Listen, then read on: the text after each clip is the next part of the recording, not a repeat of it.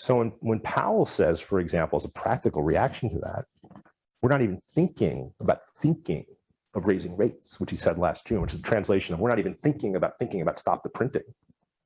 At Stone Ridge, what we said to ourselves is, okay, we're not even thinking about not buying more Bitcoin. And we did more Bitcoin last year than the previous 5 years combined. And we're on quite a big pace this year as well. That's an amazing point. I don't think people would necessarily guess that. I think people would have guessed, oh, we bought a bunch of Bitcoin way back when no one knew about it and just held it all the way through. But can you repeat that again? You bought more Bitcoin in 2020 than the previous 5 years combined. And we're on a pace to buy even more this year. Why? Time.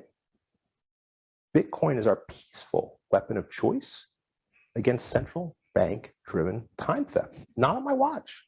I'm not letting the central banks steal the time of my partners, my colleagues, and my clients. Absolutely not.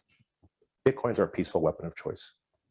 Wow, that's it's deep and it's powerful, and as the title of this talk says, it's beautiful. Well, it's also got incredible practical effects. I mean, adopting the Bitcoin standard as we did as a firm back in 2017, so we're dabbling, but then we went all in 2017.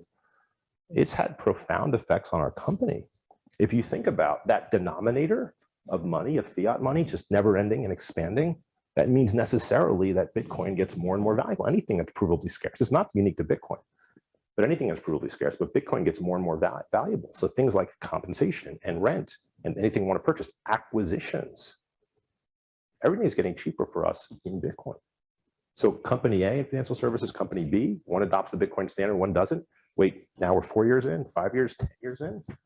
The competitive dynamics are significant. Yeah, hold that thought. I want to touch on corporations and Bitcoin in a bit, but before we do that,